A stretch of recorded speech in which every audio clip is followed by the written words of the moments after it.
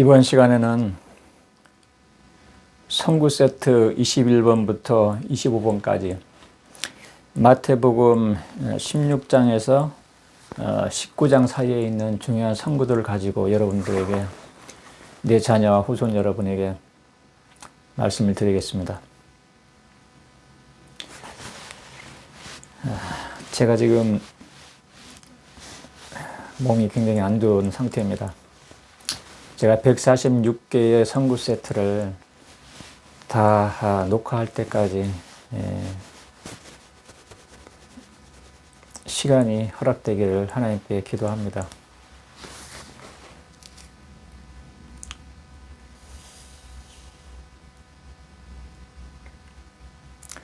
(21번) 선구 세트는 마태복음 16장 21절부터 26절까지의 내용입니다. 한번 마태복음 16장 21절에서 26절 사이를 한번 보겠습니다.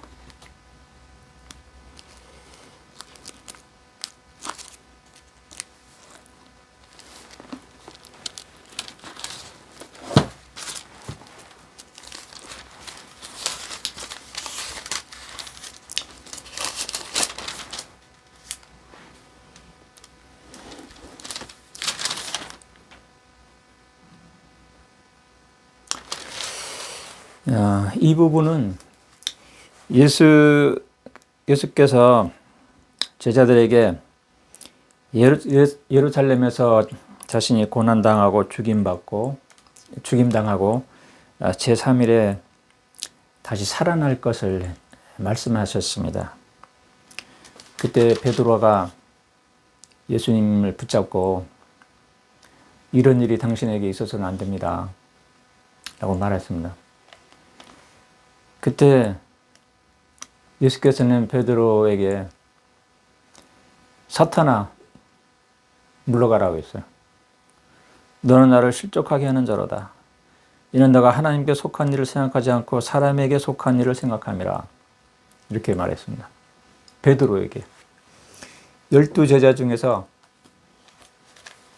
가장 으뜸이 되는 베드로에게 사탄아 물러가라고 했어요. 이것도 생각해 볼 만한 이야기입니다. 12사도 정원의 회장이었죠. 그죠? 바로 이 앞에 보면은 16장 18절에 보면은 반석 위에 너는 베드로라 내가 이 반석 위에 나의 교회를 세우리니 라고 하고 16장 19절에 보면 내가 하늘 왕국의 열쇠를 너에게 주리니 라고 했습니다. 베드로를 교회의 회장으로 신권의 열쇠를 부여하는 그 구절 바로 앞에 있어요. 그렇게 했는데 이제 예수님께서 내가 이제 예루살렘에 가서 고난당하고 죽임당하고 3일 만에 부활할 거다라고 이제 공개를 한 거죠. 그랬을 때 베드로는 인간적인 생각으로 예수님께 그런 일이 있어서는 안 됩니다. 그런 고통, 그런 죽음, 이건 말도 안 됩니다. 이런 식으로 이야기한 거예요. 근데 예수님께서는 사탄아 물러가라고 했습니다. 베드로에게. 그러면서 너는 인간적인 생각을 하고 있다라는 얘기예요. 16장 23절에 있는 내용이. 하나님의 일을 생각하지 않고 인간의 일을 생각하고 있다. 우리도 마찬가지로 우리 교회 지도자라고 해서 항상 하나님의 일을 생각하는 게 아닙니다. 때로는 인간적인 생각으로 그렇게 말할 수 있다는 얘기예요. 베드로도 그랬는데 예수님이 베드로한테 사탄을 물러가라고 했어요. 우리가 인간적인 생각으로 말을 하게 되면 그게 인간이 철학이 되는 거예요. 인간이 가르침이 되는 거고, 사탄은 그것을 이용해서 성도들의 마음에 거짓된 교리와 거짓된 가르침이 스며들게 되는 겁니다. 계속해서 보면 마태복음 16장 24절에 예수가 제자들에게 이르되 누구든지 와서 나를 따르기 원하면 자기를 부인하고 자기 십자가를 지고 나를 따르라. 이 말은 계속 반복이 됩니다. 나를 따르기 원하면 그냥 따라갈 수가 없다는 얘기예요. 예수님을 따르기 원한다면 나를 따르라, 예수님 따라, 예수님 발자취 따라 걸어가야지. 쉬운 것 같지만 쉬운 게 아닙니다. 그렇게 하기 위해서는 반드시 자기 십자가를 지고 자기를 부인하고 자기 십자가를 지고 따라야 된다는 거예요. 그냥 가벼운 마음으로 기분 좋게 따라갈 수가 없습니다. 예수님의 길을, 예수님을 따라간다는 것은 각자가 지닌 고통의 십자가를 져야 되는 거예요. 그랬을 때 우리는 예수 그리스도를 진정으로 닮은 사람이 되는 거예요. 그 자기 십자가를 진다는 게 어떤 의미인지를 영감역 성경에 들어 있습니다. 이것은 기존의 킹제임스 성경이나 개정개혁판 성경에는 들어있지 않은 내용이에요. 사람이 자기 십자가를 진다는 것은 경건하지 않은 모든 것과 온갖 세상적인 탐욕에 대해 자기를 부인하고 나의 계명을 지키는 것이라. 여기서 말하고 있죠. 경건하지 않은 모든 것을 부인하고 탐욕을 부인하고 예수 그리스도의 계명을 지키는 것. 경건하지 않은 모든 것을 부인하는 것이라는 게 뭡니까? 여러 가지가 있을 수 있습니다. 경건, godliness죠. 경건하지 않은 것은 ungodliness. 거룩하지 않은 것하고 비슷한 말이라고 말할 수 있어요. 근데 그것의 아주 중요한 그런 경건과 연결된 아주 중요한 요소 중에 하나가 순결의법이에요. 순결의법. 그래서 마태복음 5장에 예수 그리스도의 계명에 순결의법에 대해서 엄격히 말했잖아요. 여자를 보고 탐욕을 품는 자, 음욕을 품는 자는 마음에 이미 간음한 것이다. 그렇게 하면서 거기서도 똑같은 말을 했어요. 그런 것들에 대해서 너희 십자가를 지라. 내 손과 발에 대해 실족하게 하면 잘라 던져버리라. 그런 말들이 쭉 마태복음에 영감역 성경에 들어 있습니다. 제가 이미 설명을 드렸고요. 그리고 결혼한 다음에 간음한 이유 없이 이혼하지 말라. 간음이라는 게 엄격하게 아주 무서운 이야기예요. 우리가 그것을 잘 지키는 것이 거룩함에 있어서 아주 핵심적인 요소가 된다는 걸 기억해야 합니다, 여러분이. 내 자녀, 후손 여러분. 동성애, 이게 아주 경건하고 정반대되는 이야기예요. 간음뿐만 아니라, 일반적인 이성 간의 간음, 남녀 간의 간음뿐만 아니라, 동성애는 정말 하나님의 창조의 계획을 무너뜨리는 사탄의 방법이에요. 사탄의 속임수예요. 여러분이 그것을 이겨내야 됩니다. 우리 육신의 연약함으로 날 때부터 여러 가지 장애가 있듯이 동성애도 그런 장애적인 성적인 어떤 장애가 있을 수는 있어요. 심리적이든 육신에 의해서든. 그렇지만 우리는 선택 의지가 있습니다. 우리가 하나님의 창조의 목적을 알고 있고 우리가 그분처럼 거룩하게 돼야 되고 여기 나와 있듯이 경건하지 않은 것 모든 것에서 자기 자신을 부인하겠다는 그 결심을 가지면 네가 비록 연약하고 내 몸이나 내 마음에 그런 합당하지 않은 그런 뭔가가 있더라도 나는 그것을 버리겠다고 하나님께 도와달라고 끈질기게 매달려야 됩니다. 그게 우리가 할 수 있는 일이 전부예요. 그것을 합리화하고 그걸 인정해달라고 주장하고 그것은 아주 악한 거예요. 나는 단호하게 말할 수 있습니다. 그런 사람들은 스스로 불경건에 빠져들어가는 거예요. 거룩하지 못한 상태로 빠져들어가는 거예요. 그런 사람들은 결단코 부활할 때 해의 영광의 몸으로 부활할 수 없습니다. 하나님은 거룩한 분이고 그곳은 거룩한 장소이기 때문에 잘라버려야 돼요. 잘라 던져버려야 돼요. 자기를 부인하고 나의 계명을 지키라고 했습니다. 예수 그리스도의 계명. 예수 그리스도의 계명의 핵심은 바로 산상수훈입니다. 산상수훈에 이 말들이 다 이미 있는 거예요. 제가 이미 설명을 드렸지만 16장 25절에는 이것도 마찬가지로 영감역 성경에만 있는 내용들이 있어요. 너희 생명을 구하기 위해 나의 계명을 깨뜨리지 말라.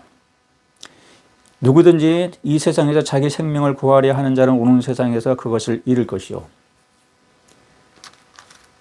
이 세상에서 자기 생명을 구하려 하는 자는 오는 세상에서 잃을 것이다 라는 말은 몇 번 반복이 됐었어요, 앞에서. 그런데 그 이유에 대해서 설명이 들어가 있어요. 너희 생명을 구하기 위해서 나의 계명을 깨뜨리지 말라 이거예요. 예수 그리스도의 계명을 내 목숨을 걸고 지키라는 얘기예요. 그냥 우리가 나의 생명을 나를 위해서 버린다. 우리가 예수 그리스도를 위해서 어떻게 내 생명을 버립니까? 예수 그리스도를 위해서 그냥 자살하는 게 아니에요. 예수님을 위해서 내가 내 목숨을 끊겠습니다. 옥상에서 뛰어내려서 내가 예수님을 위해서 내 목숨을 희생한 게 그게 아니에요. 그런 의미가 아니에요. 어떠한 고난이 닥쳐올지라도 내 생명이 끊어질지라도 나는 반드시 예수 그리스도의 계명을 지키겠습니다. 이 결심을 하란 얘기예요. 그게 이 세상에서 내 생명을 나를 위해서 버리는 자는 영생을 얻으리라는 그 말의 의미가 바로 거기에 있습니다. 우리가 이 생에 있는 동안 세상을 버리고 모든 우상을 버리고 내 교만과 탐욕을 버리고 예수 그리스도의 계명을 반드시 지키겠습니다. 내 목숨을 다하는 날까지, 내 생명이 끝나는 날까지, 그 순간까지. 그렇게 했을 때 우리는 영생을 얻게 되는 거예요. 그렇게 할 때 우리 영혼은 완전하게 되는 거예요. 진정으로 거듭난 사람이 되는 거고. 그때 우리는 부활할 때 하나님의 아버지처럼 완전하고 거룩한 그런 몸으로 부활하는 겁니다. 그게 영생이에요. 예수님이 이 말씀하시는 이유가 바로 거기 있는 거예요. 나를 위해 자기 목숨을 버리는 자는 영생을 얻고, 이것이 단순하게 너희들 나를 위해 죽어라 이런 의미가 아니라는 걸 여러분 아셔야 돼요. 우리의 영생을 위해서 이야기하는 말씀이라는 것이고, 이 마태복음 영감역 성경에 들어있는 마태복음 16장 25절 그리고 16장 24절에 있는 말씀이 그런 의미에서 아주 중요한 겁니다. 기존의 성경에는 안 들어있어요. 조셉 스미스역 영감역 성경에만 들어있는 말씀입니다.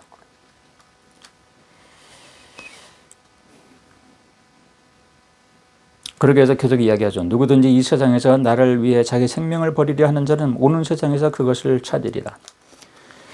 그러므로 마태복음 16장 26절입니다. 그러므로 세상을 버리고 너희 영혼을 구원하라. 사람이 온 세상을 얻고도 자기 영혼을 잃으면 무슨 유익이 있겠느냐? 무엇을 주고 자기 영혼과 바꾸겠느냐? 세상을 버리고 너희 영혼을 구원하라. 이게 바로 참된 신앙, 참된 소망을 얘기하는 거예요. 참된 사랑을 이야기하는 거고, 산상수훈의 예수 그리스도의 계명의 본질을 다시 한번 이야기하는 겁니다. 예수님이 하시는 말씀이 다 그래요. 산상수훈에 있는 말씀을 다시 여러 가지 형태로 풀어서 말씀하시고 설명하시고 하는 내용들이에요. 요약을 다시 하시고 그런 내용들입니다. 세상을 버려라. 그러면 너의 영혼을 구원하는 거예요. 내가 내 영혼을 구원할 수 있습니까? 그냥 구원할 수 없어요. 영혼을 구원하는 것은 하나님만 할 수 있는 일이거든요. 근데 내 영혼을 구원하라라고, 너의 영혼을 구원하라고 말씀하실 때는 세상을 버려라는 전제 조건이 있는 거죠. 예수 그리스도의 계명을, 나의 계명을 지켜라. 예수 그리스도의 계명을 지켜라. 그것이 내 영혼을 내가 구원하는 방법이에요. 그렇게 할 때 하나님의 능력과 예수 그리스도의 은혜로 내 영혼이 구원받게 되는 거예요. 진정으로 변화되고 진정으로 거듭나고 완전하게 되는 겁니다. 진정으로 거룩하게 되고, 우리는 문자 그대로 하나님처럼 거룩한 그런 영혼의 상태가 되는 거예요.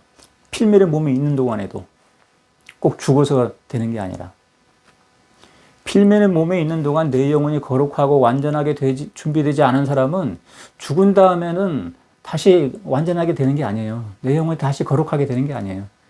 거룩하게 되고 예수 그리스도의 속죄의 은혜를 나한테 적용해서 예수 그리스도의 피를 피로써 내 영혼을 깨끗하게 하는 것은 지상에서 해야 되는 일이에요. 참된 회개를 통해서. 죽은 다음에 그게 하는 게 아니에요. 여러분 그걸 잊어버리면 착각하면 안 됩니다. 지금 이와 같은 그 내용의 말씀이 마가복음 8장, 누가복음 9장에도 들어있어요. 참고로 마가복음 8장을 잠깐 살펴볼게요. 거기 이것과 조금 내용이 다를 수 있어요. 이 사복음서의 내용이 조금씩 다릅니다. 똑같은 말로 되어 있지는 않아요. 조금씩 다른데 마가복음 8장에도 비슷한 말이 있다는 거예요. 세상을 버리라. 나를 위해서 목숨을 버린 자는, 생명을 버리는 자는 생명을 얻을 것이다. 이런 말이 있다는 얘기예요. 마가복음 8장 31절 한번 보겠습니다. 31절부터 38절 사이에.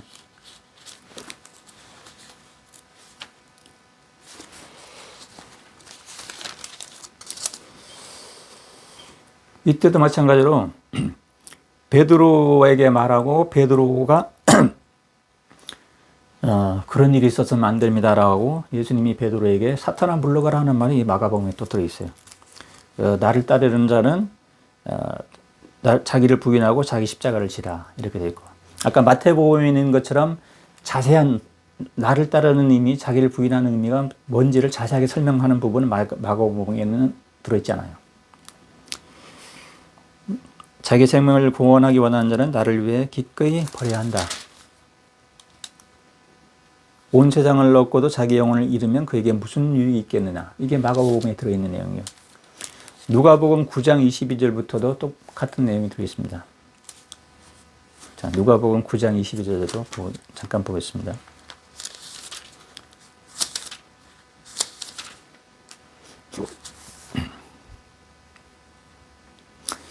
누가복음 9장 22절부터 보면 마찬가지로 예수님이 제자들에게 자신의 운명에 대해서, 자신의 운명이라기보다 자신의 앞으로의 그 지나가야 될 고난에 대해서, 그리고 죽음과 부활에 대해서 이야기를 했죠. 그러면서 모두에게 나를 따르기 원하면 자기를 부인하고 자기 십자가를 지고 나를 따르라. 다 그런 얘기 들어있어요.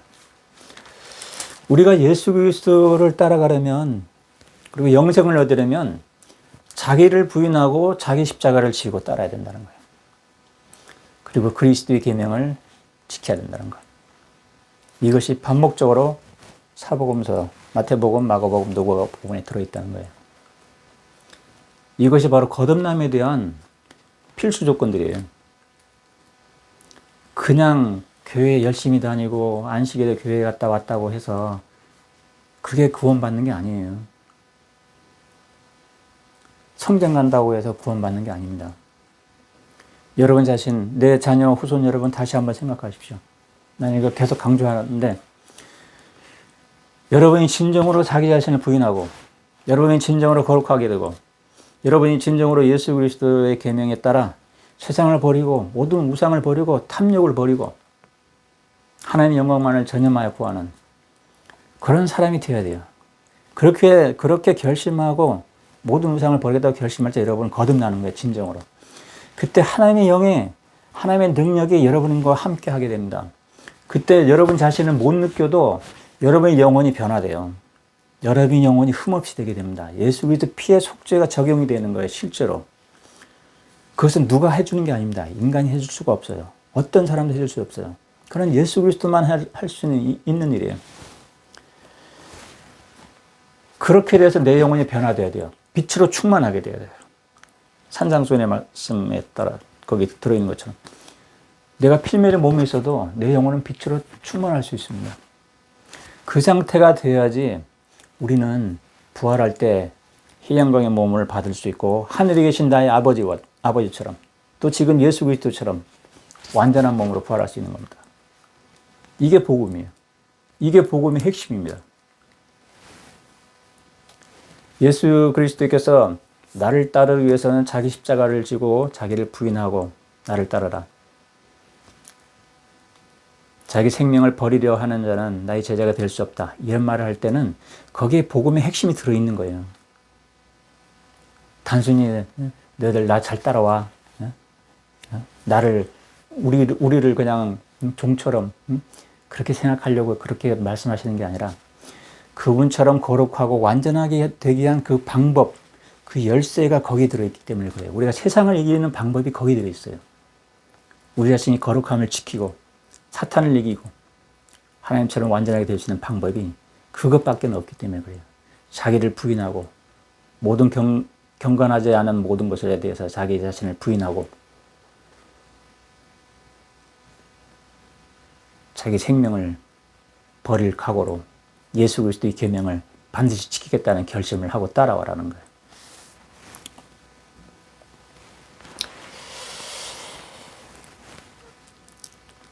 그 다음에 선구 세트 22번을 보겠습니다. 마태복음 18장 8절부터 9절까지 되어 있죠. 여기도 마찬가지 비슷한 내용이 들어있습니다. 이게 성경과 몰모니 책에는 이러한 구절들이 없어요. 이상하게. 제가 기억에는 선구 세트에 지금 몰모니 책 이 부분은 없죠.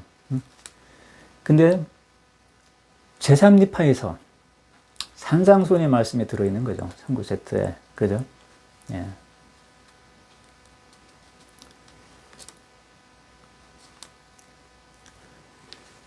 근데 이 성경, 영감의 성경에는 이런 말이 계속 들어가 있습니다. 이게 복음의 핵심이에요. 마태복음 18장 8절부터 9절을 보겠습니다.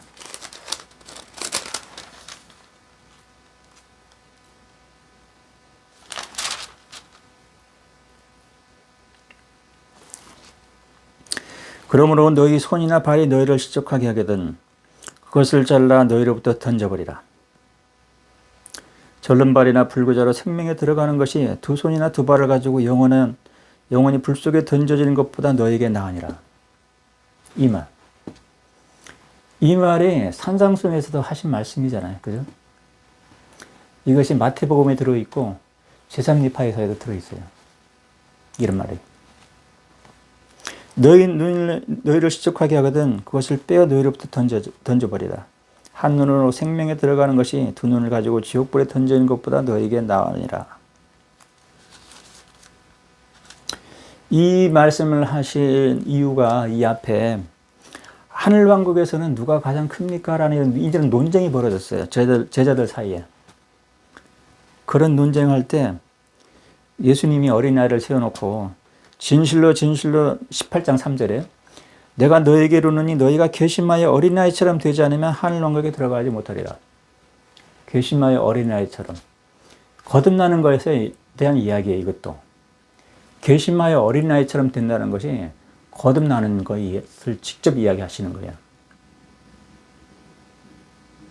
그렇게 한 다음에 너희를 실족하게 하는 것들을 다 버려버리라는 거죠. 이게 또 산상수훈의 말씀을 다시 강조하시는 거예요. 마가복음 9장 43절 48절에도 마찬가지고요. 이런 모든 말씀이 마태복음 우리가 이미 공부했던 마태복음 5장에 있던 그 말씀을 다시 반복해서 강조하는 겁니다. 이게 따로 떼서 따로 이야기하는 게 아니라 제자들이 한번 들었지만 잊어버려요. 네? 우리는 정말 복받은 시대입니다. 우리는 경전에 그게 기록이 됐잖아요. 예수님이 땅에서 지상에 오셔가지고 걸어 다닐 때는 이런 것들이 기록되기 전이었어요. 그러니까 예수님이 한번 가르쳐도 그들이 기억이 가물가물하고 잊어버리고 그렇게 생활하는 경우가 있었고 행동하는 경우가 있었고 예수님은 그걸 꾸짖는 경우도 있고 그랬습니다. 마태복음 5장 30절에 보면 너희 오른손이 너를 시족하게 잘라 던져버리다 이런 말들이 쭉 나오죠. 네. 제3니파에도 이러한 비슷한 말이 있었어요. 제가 다시 한번 확인해 볼게요.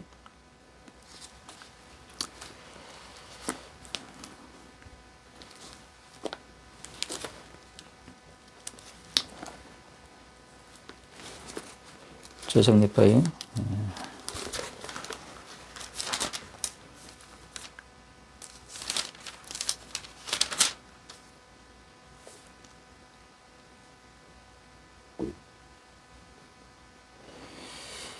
12장 28절부터 보면 여자를 보고 탐욕을 품는 자는 마음속으로 이미 간음을 범했느니라 하고 12장 29절에 보면 너에게 명언은 이것들 가운데 아무것도 너희 마음속에 들어가는 것을 용납하지 말라.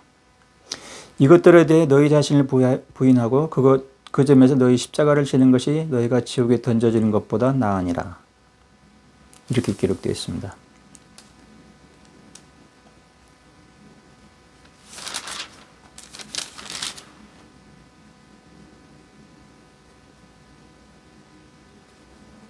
나머지는 기존의 킹제임스 성경, 영문은 킹제임스 성경하고 거의 비슷한 내용들이 들어있고요. 제3리파에서요. 그게 한국어로 번역하는 과정에서는 기존의 한국어 성경, 개정개혁판에 있는 내용 비슷하게 들어가 있어요. 제3리파에서요. 몰모니 책에. 근데 영감 성경에는 상세하게 들어가 있죠.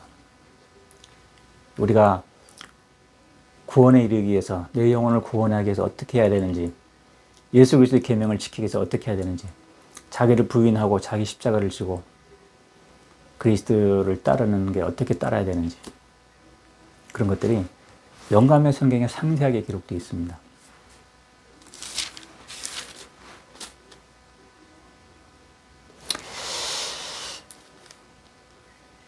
자, 계속해서 보겠습니다. 마태복음 18장 8절까지 봤고요. 선구 세트 22번을 본 겁니다. 선구 세트 23번은 보면 18장 21절에서 35절 사이에 있는 거예요. 마태복음.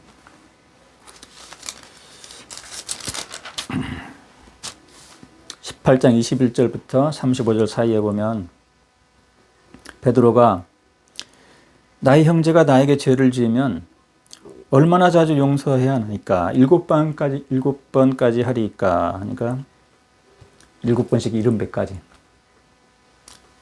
7749 490번까지 하라고 했던 거죠.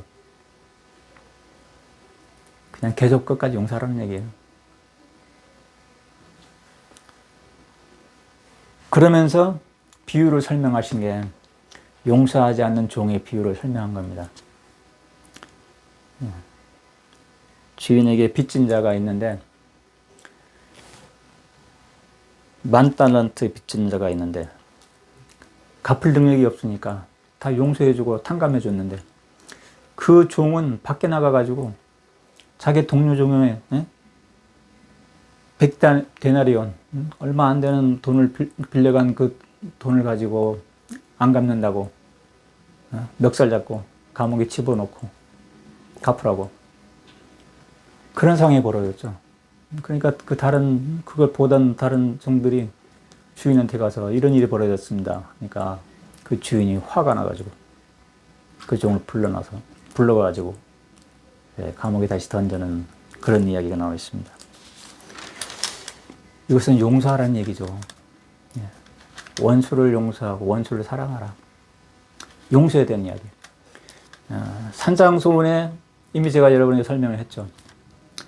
주기도문에 우리 마음속에 기도 가운데 용서하는 걸 포함하라고. 나에게 잘못한 것에 대해서 다른 사람이 나를 잘못한 것에 대해서 내가 그들을 용서하라고. 그런 것처럼 하나님 앞에도 우리를 용서하신다는 거. 그래서 산상수훈의 연장선상에서 제자들이 이해하기 쉽도록 다시 비유로서 설명하신 내용이에요. 우리가 거듭난 사람으로서 해야 되는 여러 가지 중들의 여러 가지 이야기 중에 하나는 용서하는 거예요. 용서하는 거. 나도 용서받은 거잖아요. 내가 예수 그리스도 은혜로 내가 적용됐을 때 나의 육에 속한 사람, 이 악한 속성이 용서받은 거잖아요. 그래서 새로운 피조물이 된 거잖아요. 근데 내가 갚을 수 없는 빚이에요. 그죠? 하나님 아버지는 우리를 위해서 자기 사랑하는 독생자를 희생하셨고 그 은혜가 또 우리가 갚을 수 없는 거잖아요. 독생자 예수 그리스도는 또 우리를 위해서 자기 생명을 버렸고 피를 흘려줬어요. 우리의 죄를 깨끗하기 위해서. 그게 우리가 도저히 갚을 수 없는 그런 은혜를 입은 사람들이에요. 그 은혜로 우리가 거듭나는 거고 그 은혜로 우리가 완전하게 되는 거예요. 그러니까 우리는 당연히 우리의 원수도 용서해야 되는 거예요. 이건 당연한 이야기예요. 내가 다른 사람 원수를 용서한다고 해서 내가 조금 잘하고 있다고 생각하면 안 돼요. 그건 너무나 당연한 게요. 이 종의 비유가 바로 그런 거예요. 그들이 나한테 돈을 빌려가서 안 갚고 갚을 생각도 없고 나를 괴롭게 할지라도 나는 그를 용서해야 된다는 거예요. 이게 참된 성도의 참된 사랑입니다. 그 사람을 용서한다는 것은 그 사람을 만났을 때 내 얼굴에 미소로 대할 수 있는 마음이 되어야 된다는 거예요. 그냥 억지로 참는 게 아니라 원수를 사랑하는 것에 대해서 내가 이미 마태복음에서 설명할 때 그런 얘기를 했어요. 그런 얘기를 한 거로서 내가 기억하는데 다시 말씀드리면 원수를 사랑하는 것은 억지로 원수를 사랑할 수 없어요. 결단코. 참을 수는 있지만 근데 참는 것은 한계가 있어요. 일시적인 거예요. 내가 그 사람에 대한 분노와 미움이 쌓여 있다면 티끌만큼이라도 남아있다면 언젠가는 폭발하게 돼 있어요. 언젠가는 내가 그걸 참고 하기 때문에 그것은 용서가 아니에요. 진정한 용서는 내 마음속에 그런 티끌만한 그 사람에 대한 원한이나 미움, 분노의 그 씨앗을 없애버리는 거예요. 그러면 그 빈자리에 예수 그리스도의 순수한 사랑이 채워지는 거예요.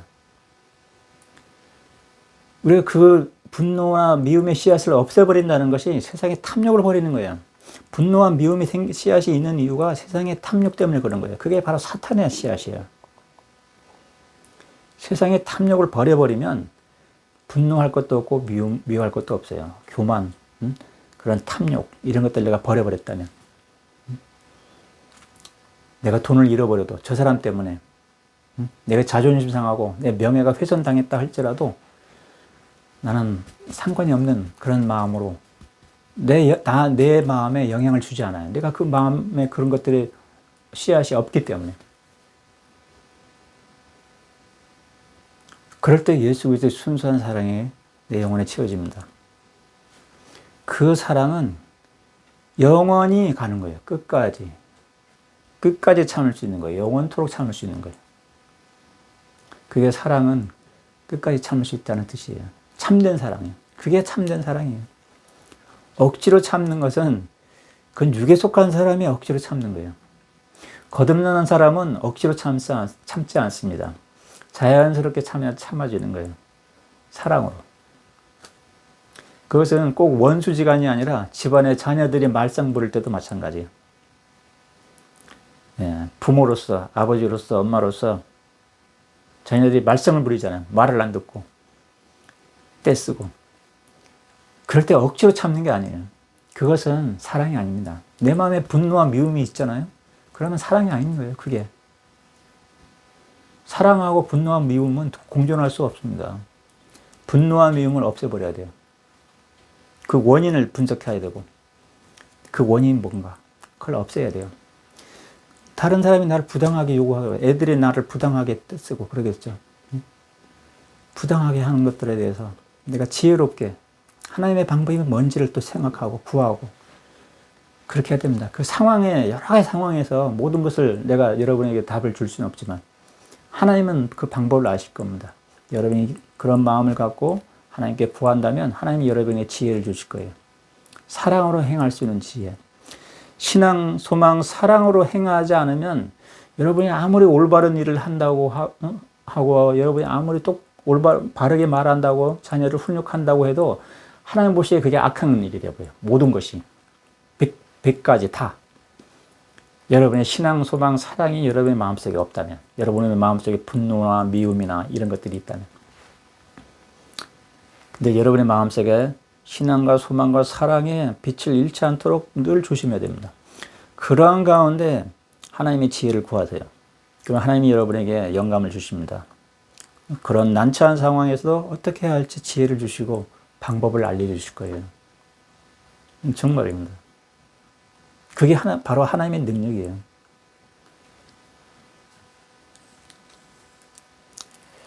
자, 다시 한번 보겠습니다. 용서하는 것을 이야기하다가 그런 얘기까지 갔습니다. 결국은 예수 그리스도의 계명에 대한 이야기라는 거예요. 계명을 비유로서 설명한 거예요. 그 계명 중에 중요한 부분이 용서라는 거예요. 용서하라. 원수를 사랑하라. 산상수훈에 들어있는 그 말씀을 우리는 실제로 적용해야 된다는 거예요. 실제 상황에서. 그 원수라는 게 꼭 아주 뭐 부모 형제까지 뭐 서로 죽이고 죽고 하는 그런 원수가 꼭 원수가 아니라 사소한 일에서도 원수가 될 수 있어요. 내 마음에 순간적으로 분노가 생길 때 그때 그 순간에 원수가 되는 거예요. 내 가족이라 할지라도 내 직장 동료라 할지라도 그때 내가 그를 사랑해야 되는 거예요. 그 사랑하는 방법을 바로 산상수훈의 말씀대로 내 마음의 욕심과 교만을 버리고 하나님의 영으로 내 영혼이 변화된 상태로서 그 상황을 대처할 때 그때 그들은 내 영혼의 빛을 느낄 거예요. 그때 우리는 세상의 빛이 되는 거예요. 산상수훈에 말씀하셨잖아요. 하늘에 보물을 쌓아두고 하나님의 영광만을 전념하여 구하는 사람은 그 사람의 몸은 빛으로 충만하리라. 그 빛이 우리가 세상에 비추는 빛이 되는 거예요. 그 빛을 또 우리가 구해야 됩니다. 기도로서. 자, 그리고 성구 세트 24번을 보겠습니다. 마태복음 19장 3절에서 9절, 마가복음 10장 2절에서 12절, 누가복음 16장 18절. 이 말이 계속 반복이 돼요. 마태복음 5장에 있었던 그것입니다. 똑같이. 산상수훈에 있는 예수 그리스도의 계명을 계속 반복돼서 기록된 거예요. 이 사복음서 저자들이 다 기록한 거예요. 가늠한 이유 없이 이혼하지 말라는 내용이 들어있어요.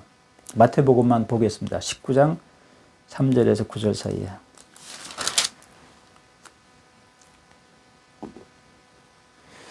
(19장 3절에) 보면 바리새인들이 와서 사람이 어떤 이유로든 자기 아내를 버리는 것이 적법하나이까 하니까 태초에 사람을 지으신 이가 그를 남자와 여자로 만들고 남자는 아버지와 어머니를 떠나 자기 아내와 결합하여 둘이 한 육신이 되어야 하느니라. 한다고 한 것을 너희는 읽어보지 못했느냐. 남녀가 결혼해서 하나의 육신이 되는 것이 창조의 목적이에요. 그 사람은 둘이 아니라 하나예요, 하나. 사람의 단위가 남자 따로 여자 따로 있는 게 아니라. 그러므로 그들이 다시는 둘이 아니요 한 육신이라 하나님이 합친 것을 사람이 갈라놓지 말라. 그러니까 이 성경에도 그렇고 몰몬 책에도 보면 사람을 헤아릴 때는 여자 숫자를 따로 헤아리지 않아요. 남자 수만 헤아려요. 그게 남녀를 차별하는 이유가 아닙니다. 그걸 남녀 차별을 생각하면 안 돼요. 남자 수만 헤아리는 이유는 하나이기 때문에 그래요. 하나이기 때문에. 남편과 아내는 하나이기 때문에. 그리고 거기에 딸려있는 자녀들도 하나이기 때문에. 그것을 갈라놓지 말라는 거예요. 그건 갈릴 수가 없어요. 그게 창조의 계획입니다.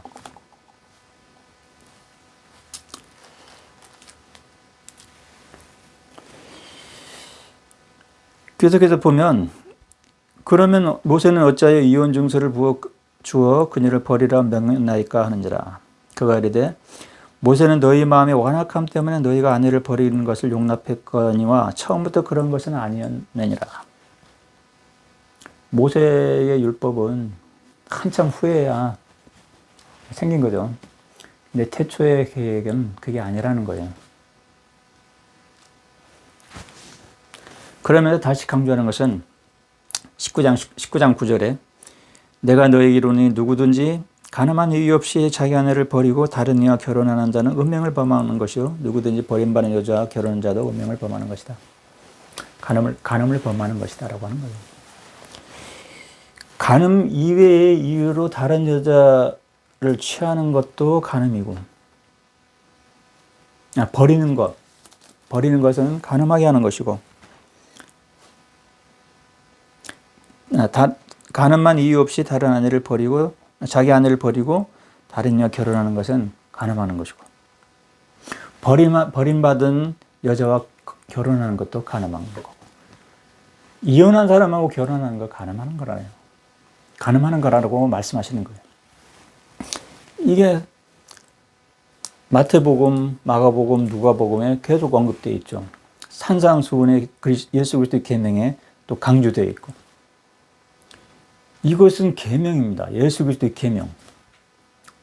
제가 산상수훈을 말씀드릴 때 여러분에게 이걸 강조해서 이야기했는데, 다시 말씀드리면 오늘날 이 계명이 무시되고 있어요. 이게 아주 큰 죄악입니다. 무시되면서도 그걸 합리화하고 당연한 걸로 생각하고, 이게 죄악이 아주 무서운 죄예요. 이 산상수훈의 말씀, 예수의 계명을 깨뜨려 버리고 있는 거예요. 지금 다 멸시하고 조롱하고 있는 상태가 되고 있어요. 그 사람들에 대한 심판은 하나님이 하실 거예요. 그들이 재혼한 다음에 훌륭하게 살고 더 열심히 봉사하고, 그것은 좋아요. 그렇지만 예수 그리스도의 계명을 깨뜨린 것에 대한 그 책임에 대해서는 하나님이 심판하실 거예요. 우리는 심판할 수 없습니다. 그죠? 심판할 필요도 없고요. 그렇지만 나의 자녀와 후손 여러분은 결코 이혼하지 마시길 제가 분명히 말씀드리고 싶어요. 결코 이혼하면 안 돼요. 결혼한 다음에. 간음 이외에는, 상대 배우자가 간음한 것 이외의 경우에는, 그것 말고는 여러분은 이혼하면 안 됩니다. 절대로. 그것은 우리의 영생하고 달려있는 거예요. 나는 그걸 말할 수 있습니다. 하나님과 우리가 맺는 성약에 아주 근본이 되는 거고, 하나님이 아브라함의 축복이 본질이 뭡니까? 아브라함의 축복이 내 자녀와 후손이 바다의 모래처럼 되는 거잖아요. 내 자녀와 후손이 그냥 생기는 게 아니잖아요. 내 아내가 있어야지만 내 자녀와 후손이 바다의 모래처럼 있는 거예요. 그게 내가 하나님처럼 되는 그 실제적인 거예요. 그게 내 후손이 바다의 모래처럼 있게 될 때 내가 영의 자녀를 바다의 모래처럼 낳는 거고, 또한 지상에 보내고 구원의 계획이 또 마련되고, 내 아내가 없다면 그런 일은 있을 수가 없죠. 그게 우리가 축복의 아주 중요한 부분인 거예요. 결혼은. 이혼하지 말라는 게 우리를 속박하는 계명이 아닙니다. 우리를 축복하기 위한 계명이에요. 축복하기 위한 계명. 이걸 여러분이 명심해야 돼요.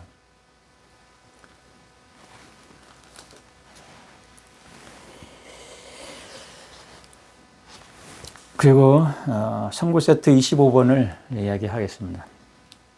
이 시간에 마지막 선구 세트입니다. 이건 여러분이 이미 잘 알고 있는 부자 청년의 비유가 기록되어 있어요. 마태복음 19장에도 들어있고, 마가복음 10장, 누가복음 18장에 들어있습니다. 부자 청년의 비유가. 아주 중요한 비유예요. 이것도 마찬가지로 영생에 관한 비유입니다. 마태복음 19장 16절에서 26절을 보겠습니다. 보라, 한 사람이 와서 이르되 선한 선생님이여 내가 영생을 얻으려면 무슨 선한 일을 해야 하나이까 하는지라. 영생을, 이 사람이 와가지고 예수님께 영생을 얻으려면 무슨 일을 해야 됩니까? 라고 물은 거예요. 어떤 행동을 해야 됩니까? 쉽게 말하면. 네? 영생을 얻으려면 내가 무슨 일을 해야 되고, 어떤 행동을 해야 되고, 그게 착각이죠. 예. 여러분도 그렇게 착각하면 안 돼요. 영생을 얻기 위해서 내가 무슨 행동을 해야 되고, 봉사를 많이 해야 되고, 11조 충실히 내야 되고, 성전 가야 되고, 안식일 꼬박꼬박 지켜야 되고, 그것도 필요해요. 제가 그것을 하지 말라는 얘기가 아니라. 그렇지만 그것으로 영생을 하는 게 아닙니다. 그것은 필요한 일이긴 하지만 당연히 해야 되는 겁니다. 계속해서 보죠. 19장 17절. 그가 이르되 어찌하여 나를 불러 선하다 하느냐 하면서 선하시는 오직 하나님 한 분밖에 없나니 너가 생명에 들어가기 원하면 계명을 지키라. 여기까지 우리가 잘 이해하고 있죠. 그래, 영생을 얻으려면 당연히 계명을 지켜야 됩니다. 그렇죠? 근데 문제는 그 계명이 어떤 계명이냐 하는 것을 기억해야 돼요. 제가 산상수훈의 말씀, 예수 그리스도의 계명을 가르칠 때, 여러분께 말씀드릴 때 계명하고 율법하고 다르다는 걸 이야기했습니다. 우리가 계명이라는 것이 모세 십계명도 계명이고, 그 계명 안에 여러 가지가 있고, 또 예수께서 하신 말씀 서로 사랑하라 뭐 이런 것도 계명이고, 그냥 다 계명으로 한 덩어리로 우리가 이해를 하고 마는데, 그러면 오해가 생겨요. 여러분은 복음의 본질을 이해 못하는 일이 벌어집니다. 지금도 그런 오해가 생길 만한 말씀을 사실은 하고 있는 거예요. 계명을 지키라라고 하고 있는데, 제자들이 이 사람이 반문하죠. 어느 계명을 지킵니까? 라고 했을 때 예수님은 살인하지 말라, 간음하지 말라, 도둑질하지 말라, 거짓 증거하지 말라, 모세의 10계명을 이야기했어요. 너의 아버지 어머니를 공경하라, 너의 이웃을 내 자신처럼 사랑하라. 이웃을 사랑하라. 내 이웃을 사랑하라는 말도 구약 성경에 있는 그런 말씀이에요. 그러니까 이 계명을 이야기한 거예요. 예수님이. 그 사람이 와가지고 내가 무슨 계명을 지킵니까? 하니까 모세의 10계명을 이야기한 거예요. 그러니까 그 사람은, 청년이, 이 모든 것은 내가 어려서부터 다 지켰습니다. 아직도 내가 부족한 게 뭡니까? 라고 한 거죠. 이 청년은 착한 청년이에요. 그런 계명들 다 지켰다니까요. 그러잖아요. 이 청년은 11조, 오늘날 우리한테 적용해서 생각해보면 11조 열심히 내고, 교회 열심히 다니고, 성전도 부지런히 방문하고, 봉사도 많이 하고, 교회에서. 예? 그런 청년인 거예요. 그걸로 충분합니까? 청년이 반문하죠. 그러면 나는 영생을 갑니까? 라고 묻는 거예요. 예수님한테. 나는 11조도 내고, 안식일도 잘 지키고, 성전도 열심히 가고, 봉사도 많이 하고 있습니다. 그러면 나는 그걸로 충분합니까? 아직도 내가 부족합니까? 라고 묻는 거 상황이 똑같아요. 여러분 어떻게 생각하십니까? 내 자녀 후손 여러분. 그러면 여러분은 영생에 갈 거라고 생각합니까? 그렇지 않다는 것을 말하고 있어요. 예수님께서 직접 말하고 있는 겁니다. 이건 내가 주장하는 게 아니라 이 경전의 말씀이 예수 그리스도의 말씀으로 말하고 있는 거죠. 이 비유는, 부자 청년의 비유는 굉장히 중요한 겁니다. 영생에 직접 관련되는 비유예요. 거듭남과 완전함에 관한 직접적인 말씀이에요, 이게. 그래서 보겠습니다. 아직도 내가 부족한 것이 무엇입니까? 라고 물어봤을 때 예수님은 그에게 이르되 너가 완전하게 되기를 원하면, 여기 보죠. 완전하게 되기를 원하면, 영어로도 이랬습니다. If thou wilt be perfect. 완전하는 방법에 대해서 예수님이 언급하고 있는 거예요.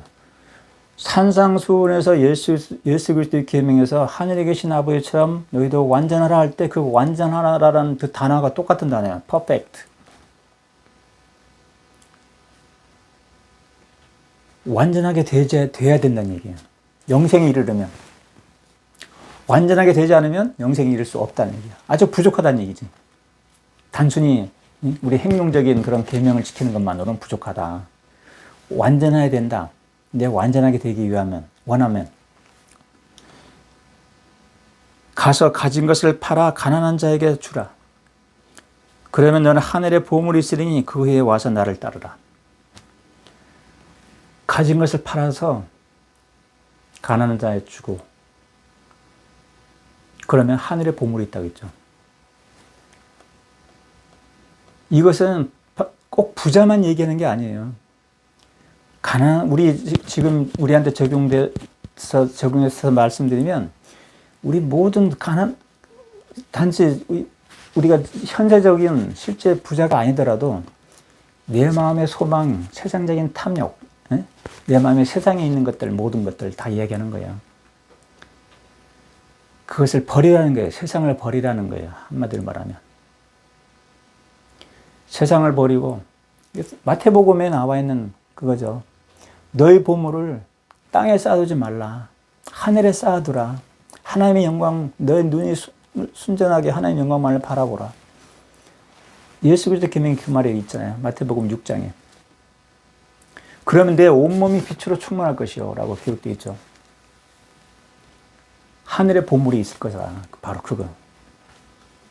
그렇게 해서 와서 나를 따르라. 이게 바로 거듭나는 방법이에요. 거듭나서 따라가야 되는 거예요. 거듭나지 않은 사람은 예수 그리스도를 따라갈 수가 없어요. 이 거듭나는 방법을 이야기하는 겁니다. 이 구절 한 구절 속에. 세상을 버리고 하늘의 보물을 쌓고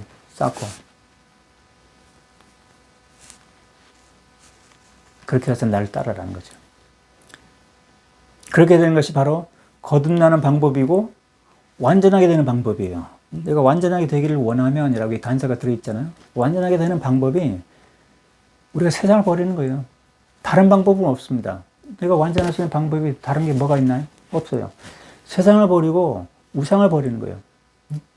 마태복음에는 그 세상을 하늘의 보물 하면서 두 주인을 섬길 수 없다고 그러면서 돈과 재물을 겸하여 섬길 수 없다고 말했죠.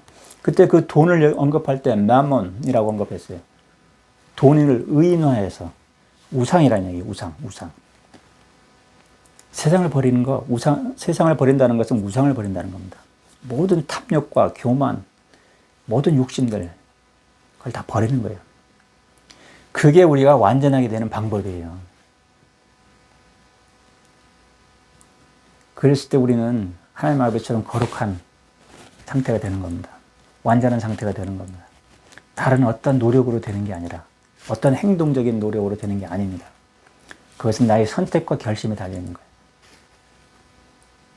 근데 이 청년은 그 말을 듣고 근심하여 갔어요. 이는 그가 소유한 것이 많았습니다. 이것도 마찬가지로 꼭 실질적인 부자만 얘기하는 게 아니라 실질적인 부자는 더 힘들긴 힘들겠죠. 자기 아파트, 지금 오늘날 우리 적용한다면 자기 몇십억짜리 아파트를 버려야 되고 처분해야 되고 이러려면 힘들겠죠. 근데 월세방에 사는 사람들, 가난한 사람들은 아니면 월세비만 날리면 되지만 천막 사는 집에 사는 노숙자들은 버릴 게 없죠. 홀가분하게 떠날 수 있죠.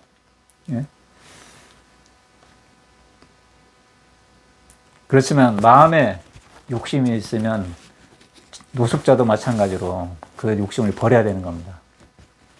그 욕심을 안 버리면 다른 사람의 것에 대해서 탐욕을 부리게 되고 그거로 인해서 미움과 분노와 다툼과 심지어는 살인, 온갖 죄악이 그래서 번져나가는 거예요. 그걸 말하는 겁니다. 그 모든 탐욕을 버리라는 얘기예요. 탐욕. 그래서 그 청년이 근심하면서 가버렸어요. 그럼 예수님은 어떻게 말하셨습니까? 그 청년이 그래 너 십계명 잘 지켰으니까 너 나름대로 최선을 다했으니까 너가 너 나름대로 최선 노력을 했으니까 너는 영생에 갈 거야 라고 말했습니까? 영생에 이를 거라고 말하겠습니까? 그렇지 않습니다. 그죠? 영생에 갈 거라고 말하지 않았어요. 그러면서 계속해서 말씀하시는 걸 보면 내가 너에게로는 부자는 하늘 왕국에 들어가기 어려우니라. 이 부자는 다시 말씀드리지만 탐욕을 품고 있는 사람들 얘기하는 거예요. 육에 속한 사람들 얘기하는 거예요. 세상에 미련을 두고 세상에 보물을 쌓는 사람들. 이게 다 부자에 대한 비유예요. 실제적으로 내가 부자가 됐든지 가난했든지 상관없이 가난하게 된 사람이라도 자기의 마음이 세상의 부에 가 있으면 온 마음이 어떻게 돈을 벌려고 밤낮으로 일을 하잖아요. 하나님의 일을 생각하지 않고. 그 사람의 탐욕이 바로 이 부자의 비유예요. 그걸 버려야 돼요. 부자는 하늘 왕국에 들어갈 수 없다. 탐욕을 품고 있는 사람들은 하늘 왕국에 들어가기가 힘들다라는 얘기예요. 거듭 내가 이르노니 라고 19장 24절 얘기했죠. 낙타가 바늘눈으로 들어가는 것보다 부자가 하나님의 왕국에 들어가는 것이 쉬우니라.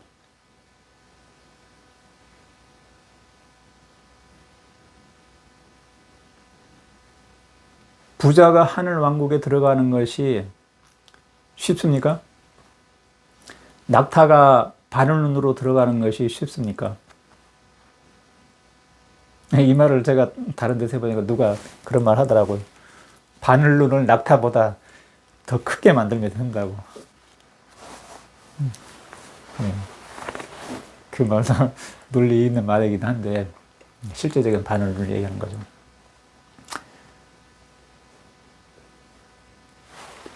낙타가 바늘눈으로 들어가는 것이, 다시 한번 보죠. 부자가 하늘왕국에 들어가는 것보다 쉽다. 반대로 얘기해보면 낙타가 바늘로 못 들어가잖아요. 그죠? 실제로. 실제 상황에서. 그러니까 조그만 그 바늘눈 있잖아요. 거기에는 낙타가 못 들어가잖아요.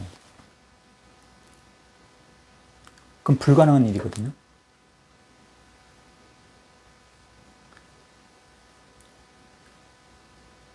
그렇잖아요. 근데 부자는 그것보다 더 불가능한 거예요. 하나님의 왕국에 들어가는 것이. 부자가 하나님의 왕국에 들어가는 것은 낙타가 바늘로 들어가는 것보다 더 불가능한 이야기예요. 낙타가 바늘로 들어가는 것이 불가능한 것보다 부자가 하나님 왕국에 들어가는 것은 더 불가능하다는 얘기죠.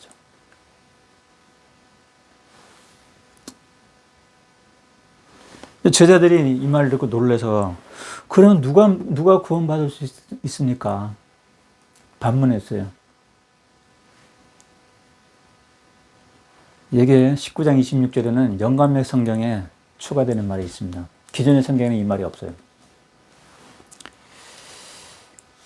예수가 그들의 생각을 아시고 그들에게 이르되 사람에게는 이것이 불가능하나 그들이 나를 위해 모든 것을 기꺼이 버리려 하면 하나님이 함께하여 내가 말한 것은 무엇이든지 가능하니라. 낙타가 바늘눈으로 들어가는 것이 가능하다는 말인가요? 결론은 가능하다는 얘기예요.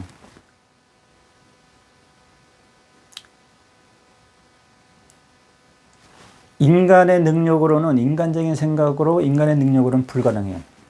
낙타가 바늘눈으로 들어가는 건 불가능합니다. 그죠?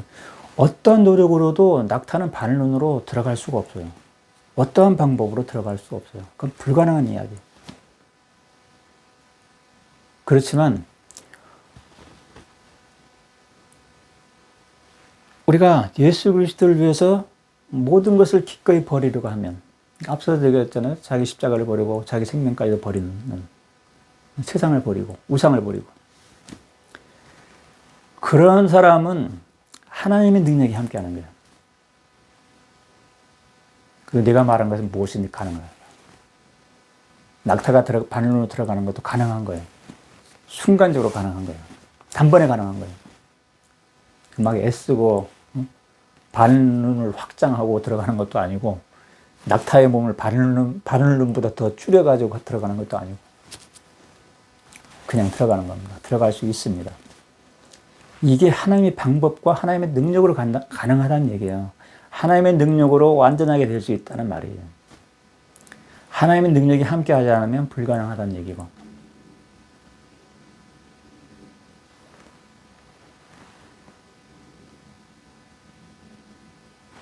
그 말입니다.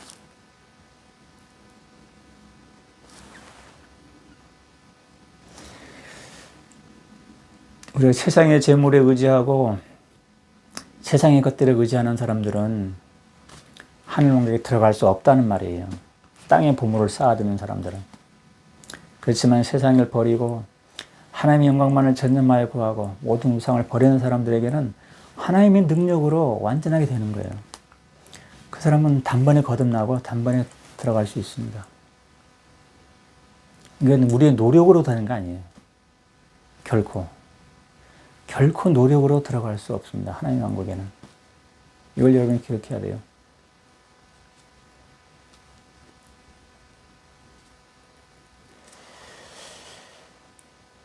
마가복음 10장 17절에서 27절 사이에도 비슷한 말이 있는데 잠깐 한번 보겠습니다.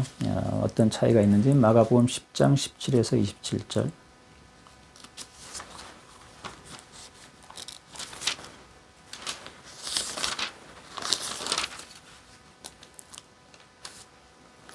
여기서도 마찬가지로 어떤 사람이 달려서 영생을 위협으로 얻으려면 내가 어떻게 합니까? 라는 질문에 대해서 똑같은 그런 것들을 하겠죠. 십계명을 지키라고 그랬고, 그 사람이 어려서부터 지켰습니다라고 하니까 가난한 너 가진 것을 다 팔아서 가난을 주고 이런 말 똑같이 하고 있고요. 또 그 사람이 돌아갔고 이렇게 했습니다. 여기에는 이 말이 더 들어있네요. 재물을 의지하는 자가 하나님 왕국에 들어가기가 얼마나 어려운가. 마가복음에 10장 24절은 재물을 의지하는 자라고 언급이 되어 있습니다. 마태복음에는 부자라고 언급이 되어 있죠. 그죠? 제가 여러분에게 설명드린 대로 그 부자라는 것이 단순한 실제적으로 어떤 뭐 돈 많고 그런 부자를 말하는 게 아니라 재물을 의지하는 자, 세상에 부의 그런 마음, 탐욕을 갖고 있는 사람을 얘기하는 거예요. 그 돈을 의지하는 사람들. 그게 부자의 의미예요. 그런 사람들은 하나님의 왕국에 들어가기가 힘들다는 얘기예요. 못 들어간다는 얘기는 아니에요. 들어가기 힘들다는 얘기예요. 그 재물에 의지하는 것을 버리기가 힘들다는 얘기예요. 그 탐욕을 버리기가 힘들다는 얘기예요. 부자면 부자일수록 더 버리기 힘든 거죠. 그런 욕심이 많은 사람이면 많은 사람일수록 그 욕심이 크면 클수록 그걸 버리기가 힘든 거예요. 욕심이 작은 사람은 버리기가 쉬워요. 욕심이 없는 사람은 그냥 아무것도 아닌 것처럼 그냥 되는 거고. 이 마가복음 10장 27절에도 영감의 성경에는 추가된 거 있어요. 제가 이것 때문에 이걸 본 기억이 있어가지고 마가복음을 보고 싶었는데, 재물을 의지하는 자는 재물을 의지하는 사람들에게는 그것이 불가능하나. 마태복음에는 이건 부자에 대해서만 부자라는 단어를 사용했는데, 이건 재물을 의지하는 자에 대해서 언급을 하고 있어요. 재물을 의지하는 자에게는 불가능하다. 하늘 왕국에 들어가는 것이 불가능하다는 거예요. 하나님을 의지하여 나를 위해 모든 것을 버리는 사람들에게는 불가능하지 않으니 그런 사람에게는 이 모든 것이 가능하니라.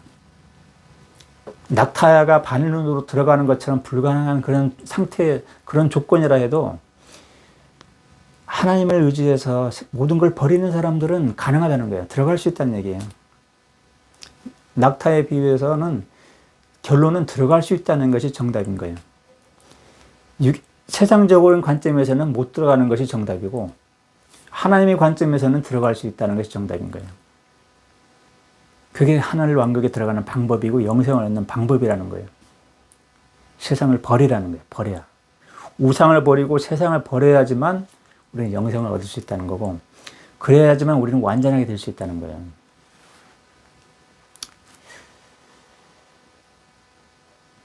누가복음 18장 18절에서 27절 사이도 한번 봐볼까요? 어떤 게 또 다른 면이 있는지. 누가복음 18장 선구 세트 25번입니다.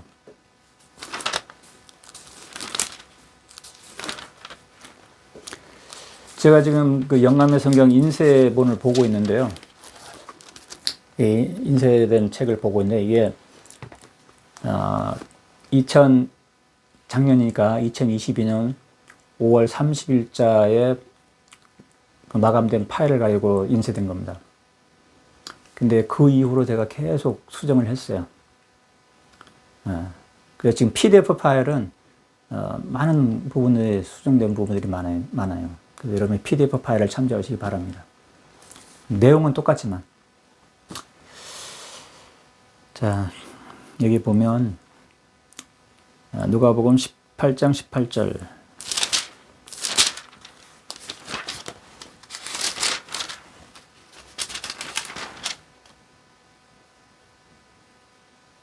마찬가지로 어떤 관리가 와서, 여기는 관리라고 표현이 되어 있네요.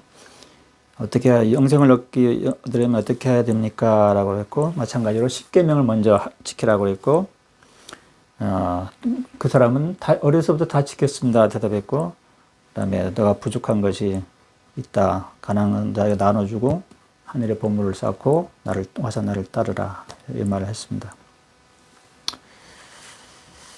여기서도 마찬가지로 누가복음 18장 27절에도 영감력 성경에만 들어있는 부분이 여기도 똑같이 들어있어요. 기존의 성경에 없어요. 그게 재물을 의지하는 자, 아까 마가복음에 있는 거하고 거의 비슷한 거죠. 재물을 의지하는 자는 하나님의 왕국에 들어가는 것이 불가능하다. 불가능하나 이 세상에 속한 것을 버리는 자는 하나님이 함께하여 들어가는 것이 가능하니라. 이겁니다. 이게 산상수훈에서 예수 그리스도의 계명의 핵심, 본질인 거예요. 산상수훈 예수 그리스도의 계명의 핵심은, 본질은 완전하라는 거예요. 완전하라. 하늘에 계신 너희 아버지처럼 완전하라. 제3니파의 몰모니 책 제3니파에서는 나나 하늘에 계신 너희 아버지처럼 완전하라. 완전하려면 어떻게 해야 되느냐?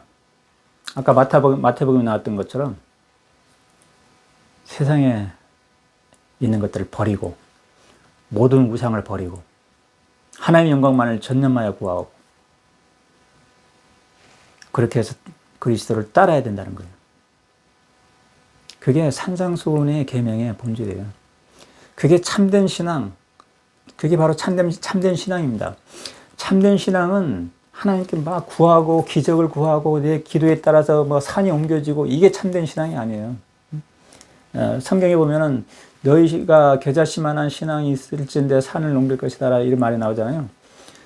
산을 옮기는 게 큰 신앙이고, 그게 겨자씨만한 신앙하고 비유돼 가지고 우리가 그걸 신앙의 어떤 상징으로 생각하는데, 그게 아닙니다. 그건 오해하는 거예요.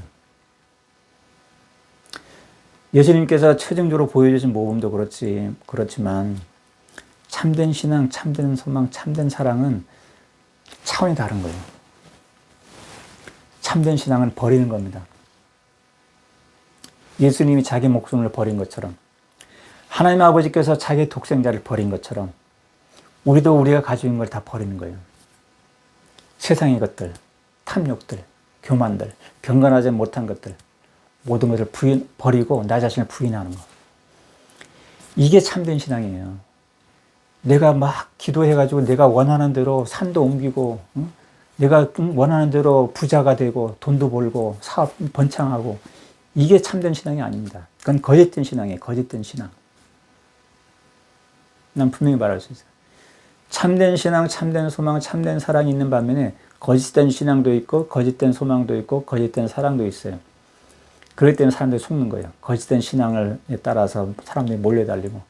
지금도 현대에도 다른 교회 목사들 가운데는 기적을 일으키는 사람들이 많아요. 병자 고치고. 그 목사들에게 사람들이 구름대처럼 몰려다닙니다. 근데 나중에 보면 그 목사가 비디오에 언론되는 건데 얼마 전에 뉴스가 나오기도 했어요. 한국에. 비리, 뭐 성추문, 성폭행, 이런 것들. 그건 참된 신앙이 아니죠. 그런 사람들은 참된 신앙을 가지는 게 아니에요. 그 사람들이 기적을 행한다 할지라도. 이건 산상수훈에도 마태복음 5, 6, 7장의 끝부분에도 예수님이 직접 언급했죠. 많은 사람들이 마지막 날에 나한테 와서 내가 당신의 이름으로 놀라운 일을 행하고 많은 기적을 행하지 않았습니까? 할 때 예수님은 너희는 나를 모른다. 나를 떠나가라. 우리가 예수 그리스도의 이름으로 기적을 행하는 것이 참된 신앙이 아니라는 걸 여러분 알아야 됩니다. 그래서 우리는 예수 그리스도를 모르는 거예요. 우리는 예수 그리스도의 계명대로 행하는 사람만이 참된 신앙을 가진 거예요. 모든 것을 버리라고 했잖아요. 이게 참된 신앙입니다. 참된 소망은 하나님 아버지가 거룩한 것처럼 내 영혼을 거룩하게 지키고, 그죠? 내 영혼의 부도덕한 생각들, 음란한 생각들 다 버리고 동성애 그런 충동들 다 끊어버리고 눈을 빼버리는 것을 빼서 던져버리고 그게 산상수훈에 나온 예수의 계명이다. 그게 우리가 하나님 앞에서 거룩하게 되는 방법이에요. 그리고 하늘에 보물을 쌓고 하나님의 영광만을 전념하여 바라볼 때 내 영혼이 빛으로 충만하게 되는 거예요. 내 몸이 빛으로 충만한다고 되어 있어요. 산상수훈에 그 말씀하실 때는 내 영혼이 빛으로 충만한다라고 말씀하지 않고 내 몸이 빛으로 충만하라고 되어 있어요. 몸이, body라고 되어 있어요. 그것은 실제적으로 부활할 때 빛나는 몸으로 부활한다는 것을 직접 말씀하시는 거예요. 산상수훈의 말씀은 우리가 완전하게 완전한 부활을 준비하기 위해서 우리가 영혼이 완전하게 되는 방법을 직접 언급하시는 겁니다. 지금 제가 부자청에 대한 비유를 말씀드리는 것도 예수님께서 그걸 다시 확인하고 강조하는 말로서 그 비유를 설명하시는 거예요. 이건 비유가 아니라 실제 상황에서 이해하는 거죠. 실제 상황에서 이해하면서 낙타의 비유를 하는 거죠. 그것은 참된 신앙을 가져야지 된다는 거예요. 세상을 버려야 된다는 거예요. 그렇지 않으면 영생을 얻을 수 없어요. 우리가 노력으로, 봉사로 열심히 성전 가고 열심히 교회 다니고 그걸로 해서 우리가 영생을 얻는 게 아니라는 거예요. 그것은 필요하지만 그러니까 예수님도 처음에는 그 계명을 지키라고 한 거잖아요. 살인하지 말라, 뭐라 마라. 모세의 10계명을 지키라고 한 거예요. 그걸 지키지 말라고 한 게 아니라 당연히 지켜야 됩니다. 교회도 열심히 가고 성전도 열심히 가고 개보사업도 열심히 하고 그건 당연히 해야 되는 거예요. 그렇지만 그것으로는 부족하다라는 거예요. 영생이 이르기에는 부족하다라는 것이 진실이라는 것을 여러분 알아야 돼요. 우리는 완전하게 돼야 된다는 거, 완전할 수 있다는 것을 예수님이 말씀하시는 거예요. 가능하다고 했잖아요. 가능하다. 낙타가 반운으로 들어가는 건 가능하다라는 거예요. 낙타가 반운으로 통과할 때 시간이 얼마나 걸릴까요? 영원한 시간 동안 노력하는 건가요? 그렇지 않습니다. 순간적으로 통과할 수 있습니다. 하나님이 함께 한다면. 그건 우리에게도 똑같이 적용돼요. 우리는 진정으로 거듭나고 진정으로 세상을 버리고 모든 우상을 버리면 우리는 지금 즉시 거듭날 수 있어요. 그리고 우리 영혼은 지금 즉시 빛으로 충만한 상태가 될 수 있습니다. 하나님의 능력으로, 예수 그리스도의 은혜로. 그게 가능하다는 거예요. 인간적인 노력으로는 불가능해요. 어떤 노력으로도 영원토록 불가능해요. 그렇지만 하나님의 능력으로는 지금 즉시 가능해요. 낙타가 반운으로 들어가는 것처럼 즉시 가능합니다.